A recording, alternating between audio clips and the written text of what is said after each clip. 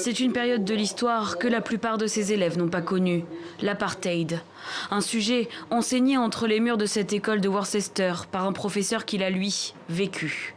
Malgré les années qui se sont écoulées depuis la fin du régime raciste, la société sud-africaine en porte encore les stigmates. À 500 mètres d'ici, vous avez un bidonville. Mais quand vous allez dans les quartiers blancs, vous ne voyez pas tout ça. Alors les élèves posent des questions. Pourquoi nous on vit comme ça et eux c'est différent? Donc il y a toujours cet héritage.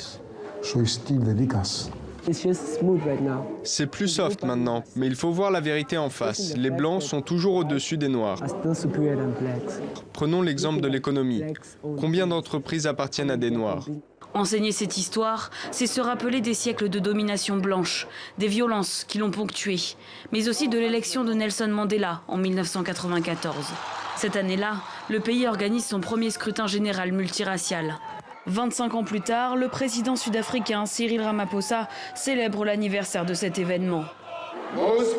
La plus importante de nos réalisations a été la promotion de notre nation dans une Afrique du Sud démocratique, unie, non raciale et non sexiste. Mais pendant ce temps, la rue exprime sa colère et dénonce le manque de services publics. Il n'y a pas de jour de la liberté. Il n'y a pas de liberté, nous sommes toujours sous l'apartheid. Un sentiment d'abandon et d'inégalité ressenti par beaucoup de Sud-Africains. Certains, comme les Colords, qui rassemblent plusieurs groupes ethniques, dont les Bushmen et les Nama, regrettent même l'apartheid, se sentant victimes de racisme et lésés depuis la fin du régime.